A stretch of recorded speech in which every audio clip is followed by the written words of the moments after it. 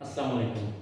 আজকে সবচেয়ে গুরুত্বপূর্ণ একটি টপিক ইলেকট্রন বিন্যাস। এই ইলেকট্রন বিন্যাস নিয়ে খুব সুন্দরভাবে এই ইলেকট্রন বিন্যাসকে সাজিয়ে গুছিয়ে দিব। আজকে এই ছোট্ট ক্লাসটুকু করার পর ইলেকট্রন বিন্যাস সম্পর্কে আর কোনোদিন কোনো ভুল থাকবে না। আজকে ইলেকট্রন বিন্যাসের এই ক্লাস করার পর ইলেকট্রন বিন্যাসে তুমি প্রো হয়ে যাবা। কেউ তোমাকে ইলেকট্রন বিন্যাসে আটকাইতে পারবে না। এটার জন্য হলেও এই ক্লাসটি শুরু থেকে শেষ পর্যন্ত দেখতে হবে, তাহলে তারপরে প্র্যাকটিস করে দেখবা তুমি সবগুলো ইলেকট্রন বিন্যাস করতে পারতেছো। এই ইলেকট্রন বিন্যাস এখন ক্লাস 7 আছে, 8 আছে, 9, 10, 11, 12 এমনকি ভর্তি পরীক্ষাগুলোতেও এই ইলেকট্রন বিন্যাস থেকে বিভিন্ন ধরনের আমরা প্রশ্ন আসতে দেখি, যার কারণে এই ইলেকট্রন বিন্যাস টপিকটা অনেক অনেক অনেক গুরুত্বপূর্ণ। আজকে আমরা খুব সহজভাবে এই ইলেকট্রন বিন্যাসটা শিখে যাব। তো দেখো, ইলেকট্রন বিন্যাস শিখতে হলে প্রথমে আমাদের অরবিটাল সম্পর্কে ধারণা রাখতে হবে। দেখো, আমরা যদি এখন অরবিটাল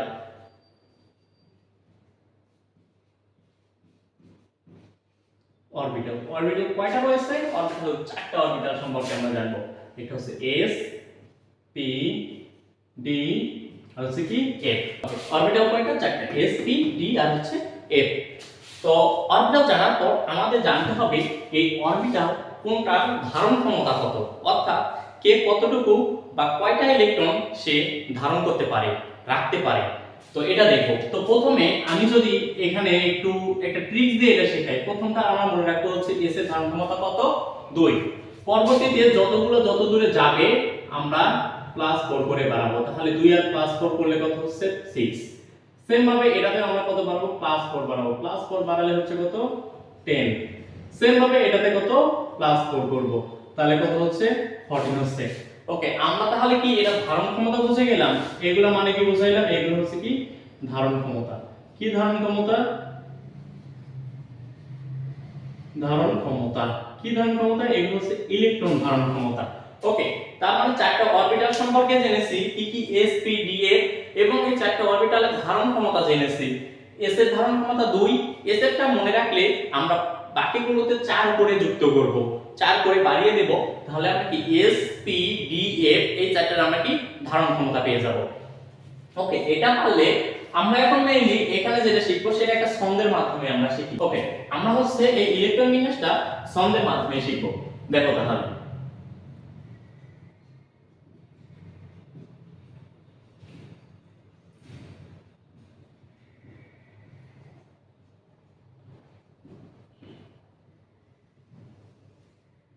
দেখো এস এস এস মানে হচ্ছে শোনো, আমরা একটু সাইডে এগুলো লিখে রাখি।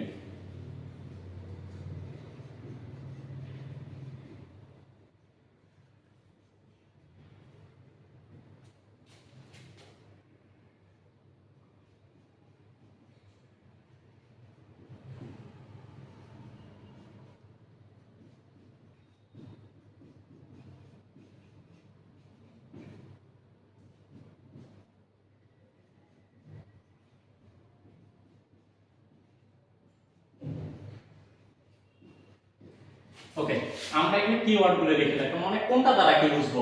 দেখো, এস এস মানে কি শোনো শোনো, শোনো শোনো, প্রিয়া শোনো, প্রিয়া শোনো। আচ্ছা, একটা বিষয়, যদি এটা যদি আমি ট্রিক্সটা না দিতাম অন্য নিয়ম দিয়েও করা যাইতো, বাট প্রথমে যেহেতু আমরা যারা একদম পারি না, এই ট্রিক্স মানে ছন্দটা মনে রাখলে আমরা এটা পেরে যাব।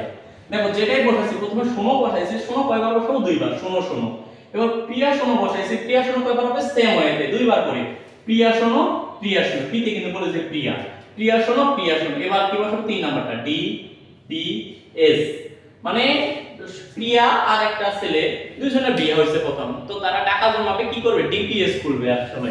তো কি ডিপিএস হলো সেম ভাবে এগুলো দুইটা করে হয়েছে, ডিপিএস ও দুইবার হবে, তাহলে কি ডিপিএস হলো, ডিপিএস হলো, ডিপিএস হলো।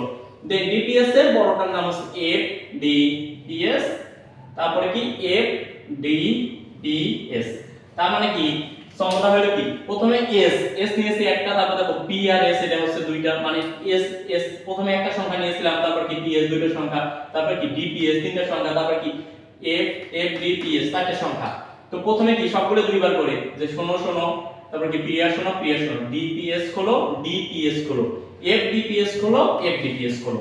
দেখ এতটুকু যদি বোঝা যায় আমাদের মোটামুটি বলা যায় যে ইলেকট্রন বিন্যাস আমাদের শেষ হয়ে গেছে।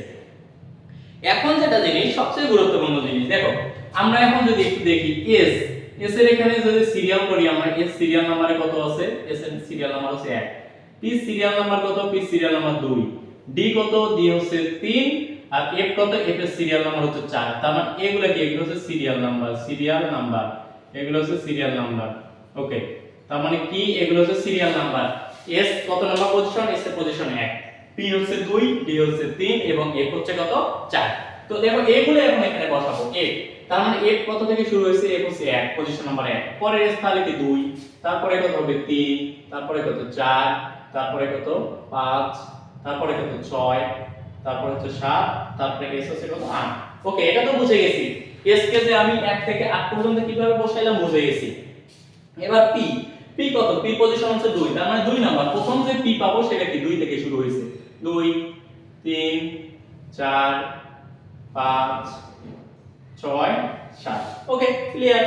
এবার কি ডি, ডি কোথায়, প্রথম ডি আমরা পজিশন কত 3, কারণ প্রথম যে ডিটা পাবো এটা কি 3 থেকে শুরু হবে, 3 4 5 6। ওকে, এবার কি এফ, এফ কত, এফ এর পজিশন নাম্বার হচ্ছে 4, তার মানে প্রথম যে এফ পাবো এটা কি 4 থেকে শুরু হবে, তার মানে 4 এ আর কত 5 এ। আচ্ছা একটা বিষয় দেখো, এখানে দেখো এই এস শুরু হয়েছে 1 এ শেষ হয়েছে 8 এ, টি শুরু হয়েছে 2 এ শেষ হয়েছে 7 এ, আর ডি শুরু হয়েছে 3 এ শেষ হলো 6 এ, এফ শুরু হলো 4 এ শেষ হলো কি 5 এ। মোটামুটি আমাদের বলা যায় যে ইলেকট্রন বিন্যাসের যে আমাদের কাঠামোটা ছিল এই কাঠামো আমাদের কমপ্লিট। দেখো এখন আমি তোমাদের কয়েকটা প্র্যাকটিস করাবো, দেখো কত সহজভাবে তোমরা এই ইলেকট্রন বিন্যাসগুলো পেরে যাচ্ছ। দেখো আমি যদি এখন প্র্যাকটিস করাই,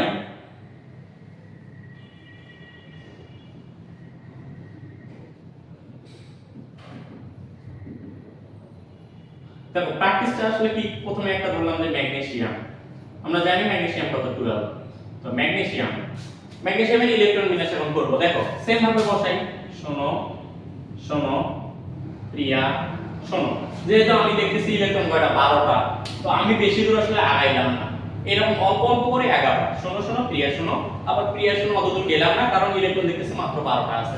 ওকে, পজিশন বসাও, এস কত, এস এর পজিশন 1, তারপরটা 2, তারপরটা 3, পি কত, পি শুরু হচ্ছে 2 থেকে। ওকে, এত দূর বসাইতে পারছি। ওকে, এখন বসাবো এস, এস এ কয়টা ইলেকট্রন ধারণ করতে পারে, আমার ইলেকট্রন টোটাল কয়টা আছে, টোটাল ইলেকট্রন আছে এখানে কয়টা, টোটাল ইলেকট্রন আছে কয়টা, ইলেকট্রন আছে এখানে 12টা। এখন আমি বসাবো এস এ কয়টা ধরতে পারে, এস এ তো 2টা ধরতে পারে, তো বসাইলাম এস এ 2টা চলে গেল অলরেডি, আবার এস এ আবার 2টা, আবারও 2টা চলে গেল, তারপর থাকে কয়টা এখন, তাহলে আমার 8টা থাকে, তাহলে 4টা চলে গেছে 8টা থাকে। ওকে, এখন আমার 8টা ইলেকট্রন বাকি আছে যেগুলো আমি এইগুলোতে বসাইতে পারবো। ওকে, এখন পি, পি তে ইলেকট্রন ধরে কয়টা, পি তে 6টা ধরে, আমার আছে কয়টা 8টা, তো অবশ্যই আমি 6টা বসাইতে পারবো 6, তাহলে আরো 6 চলে গেলে কত থাকে, আরো 2টা থাকে, তার মানে এখানে 2 বসাই দিলাম। দেখো আমাদের ম্যাগনেসিয়ামের ইলেকট্রন বিন্যাস হয়ে গেল। দেখো তো আমরা সহজে পারতেছি কিনা, খুবই সহজ। আমরা আরো কিছু প্র্যাকটিস করব, দেখো আরো কিছু প্র্যাকটিস করব, আরো কয়েকটা প্র্যাকটিস করব, একটা না আরো অনেকগুলো প্র্যাকটিস করব। আচ্ছা দেখো আমরা যদি একটা দুটো ছোট করি আর কি, যেমন হচ্ছে আচ্ছা অক্সিজেনটা করি আমরা, অক্সিজেন কত 8। দেখো সেম ভাবে শোনো শোনো প্রিয়া, একটা জিনিস মনে রাখবা, যদি হচ্ছে ইলেকট্রন সংখ্যা 10 এর নিচে হয়, আসলে 10 এর নিচে হইলে আমি এই তিনটা দিয়ে করব, শোনো শোনো প্রিয়া পর্যন্ত গেলে আমি হচ্ছে 10 এর নিচে যেগুলো আছে এটা আমি কভার করতে পারবো।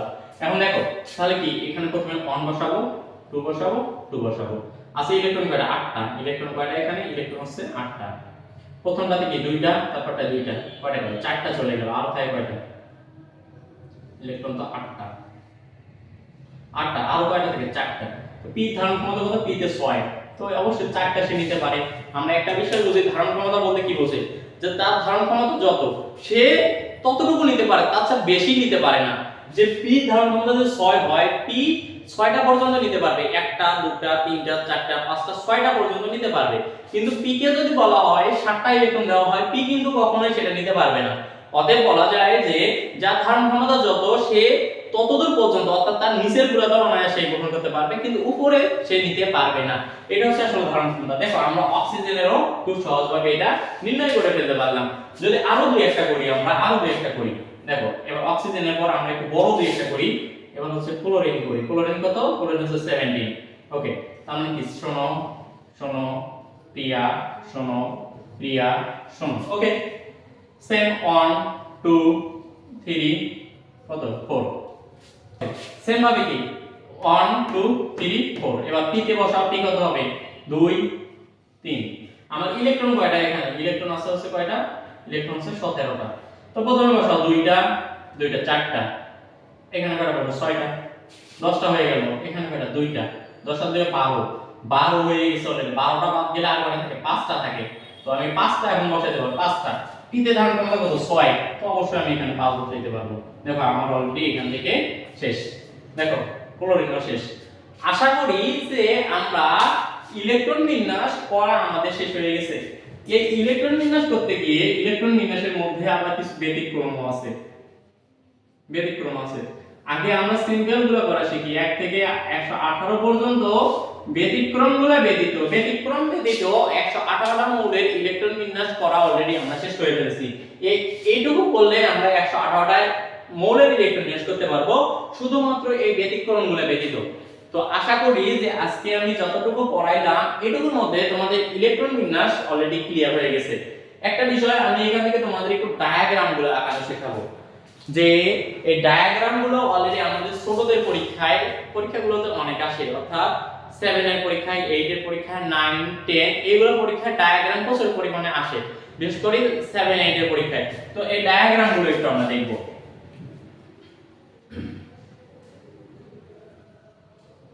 আমরা ডায়াগ্রাম অঙ্কনটা দেখি, তাহলে মোটামুটি আমাদের একবারে সব শেষ হয়ে যায়।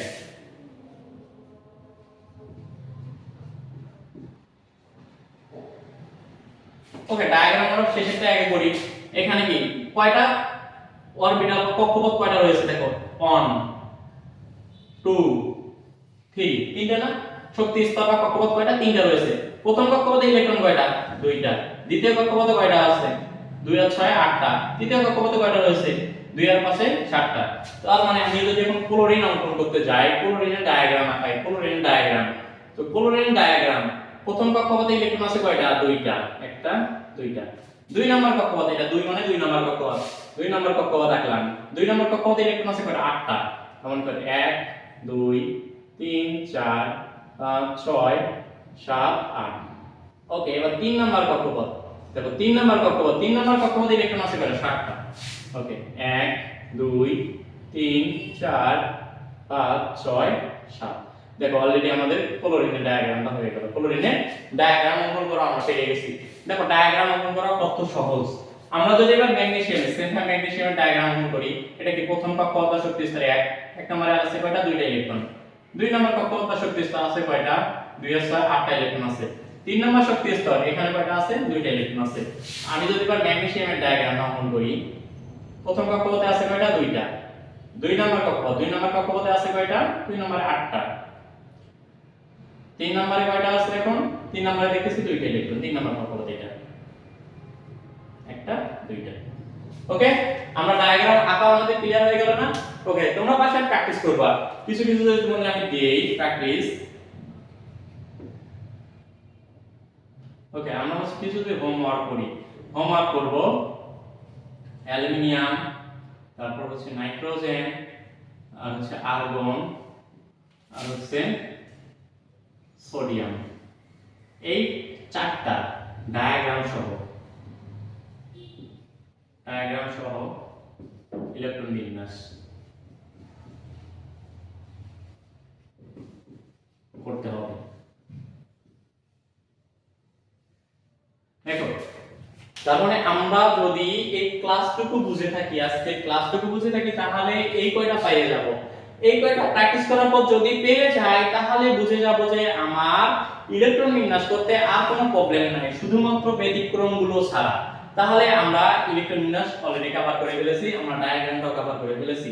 ওকে, এখন যদিও আর নেক্সট ক্লাসে আমরা হয়তো শেখাবো যে আয়নটা সম্পর্কে শেখাবো একটু। আয়ন বলতে কি? এই যে কোন ইলেকট্রন কক্ষপথে কয়টা ইলেকট্রন গ্রহণ করবে, কয়টা ইলেকট্রন ত্যাগ করবে, এই জিনিসটা বিষয়ে একটু আলোচনা করব। তো ততক্ষণ পর্যন্ত এই ইলেকট্রন বিন্যাসটা তোমরা সবাই ভালো করে ক্লিয়ার করে নাও। নেক্সট ক্লাসে ইনশাআল্লাহ তোমাদের সঙ্গে আরো জোরালোভাবে আমার দেখা হচ্ছে। ততক্ষণ পর্যন্ত সবার সুস্বাস্থ্য কামনা করছি। আসসালামু আলাইকুম।